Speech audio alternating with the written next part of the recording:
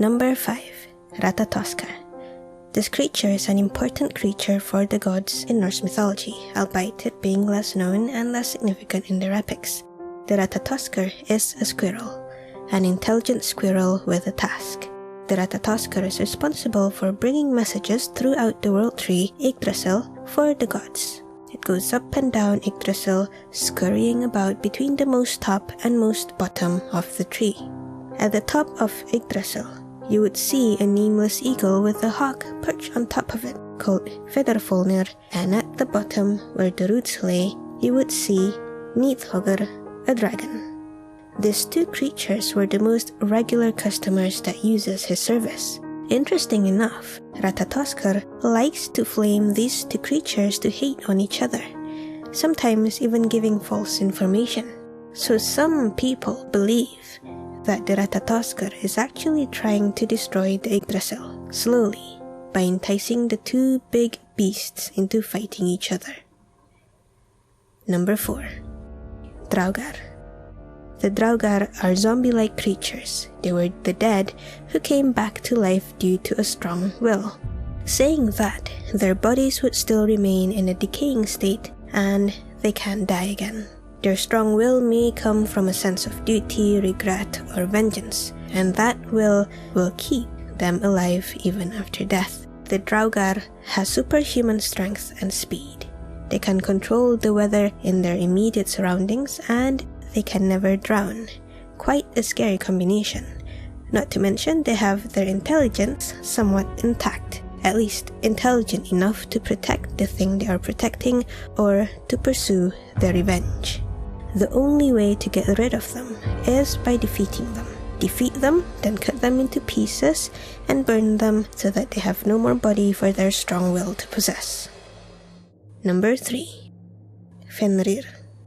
Fenrir was a giant wolf that created a lot of havoc and devastation during Ragnarok. He was one of the 3 children of Loki, with Angerboda, a giantess, alongside Jormungandr and Hel.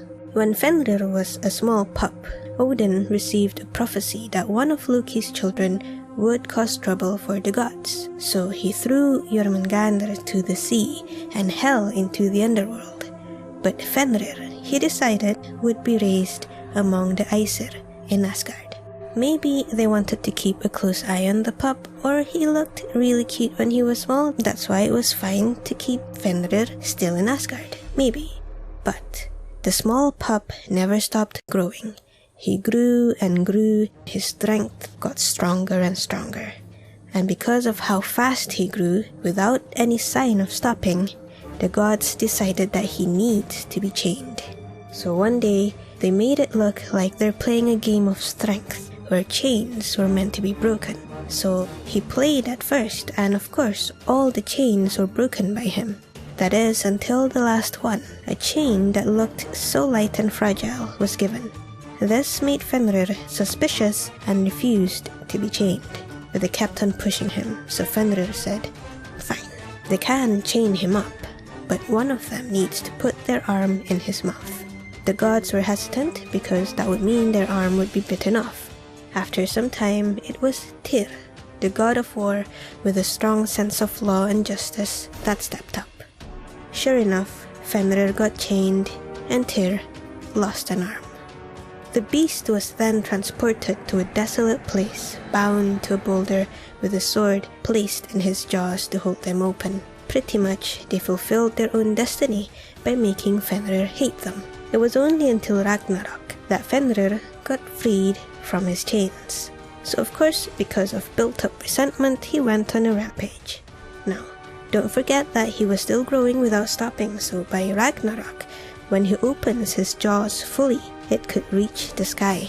Thus, while running around in havoc, he devoured everything in his path, including Odin. Number 2. Sleipnir. Sleipnir is a horse-like creature and he was Odin's mount. It was grey and has 8 legs. He was said to be the best horse ever. What's interesting about this creature is that Sleipnir is Loki's son. The son that Loki gave birth to. Yes, Loki gave birth to it. The story goes like this. Once upon a time, before Asgard was surrounded by their protective wall, a nameless builder came over and offered to build them a wall. A wall that defends the Aesir from enemy giants and other beings. The builder offered his service and boasted that he could complete the project in a mere 3 seasons. But of course it wouldn't be free. He would do it as long as they agreed to let him marry the goddess Freya and to give him the sun and the moon. Freya was fully against this because, well, it was her life that they were wagering here, but Loki managed to change the other gods' minds. He proposed that the giant builder should be given the opportunity to work on the wall, but he should do it without any aid from anyone and to finish the project within a single winter. Surely he wouldn't be able to complete it within the given time frame. Hearing this, the builder agreed, but he would like his stallion Svadilfari to be able to help him. After much deliberation and Loki's witty assurance, both parties finally agreed to it. So it didn't go as Loki planned. Because of the help of his stallion, material gathering was done quickly. Big boulders were gathered from considerable distances quicker than it should be. It was so quick that only 3 days to the end of winter and the wall was pretty much done. Just minor details and the gate needed to be installed. Alarmed that they would lose their beloved goddess Freya and the sun and moon, the gods blamed Loki for his crazy ideas and threatened him to fix this, or he will be killed. Thus that night, Loki went and shapeshifted into a cute mare, seducing the stallion. Then boom went its lust, left everything behind without thinking, and went chasing after the mare. Loki lured Svadilfari further and further away from the building site. By morning, the stallion was still missing. The builder, now despairing because he knew he wouldn't be able to finish the wall on time. What's worse was that, after all his hard work, what he got was a fatal blow from Thor's hammer. Where is the justice? Anyway, back to Loki disguised as a mare. Svadilfari caught up to Loki, and that was how Sleipnir was conceived. Number 1. Fossegrimen. The Fossegrimen is a creature that looks like a handsome young man, but is very peculiar as he is always found playing a fiddle right under a waterfall while being completely nude. He doesn't disturb people and would mostly mind its own business unless angered or asked.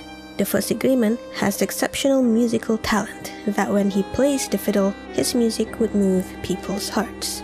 No matter if the music is sad or happy, people could feel his music and would dance. Now, the only way for the Fossegrimen to get angry and annoyed is when people played bad music near him. Because this creature is neutral, you can ask him to teach you the fiddle. All it wants in return is food, especially meat. The higher the quality meal given, the more enthusiastic it would teach you. But if the meal is inadequate, he'll only teach you tuning or plucking and nothing else.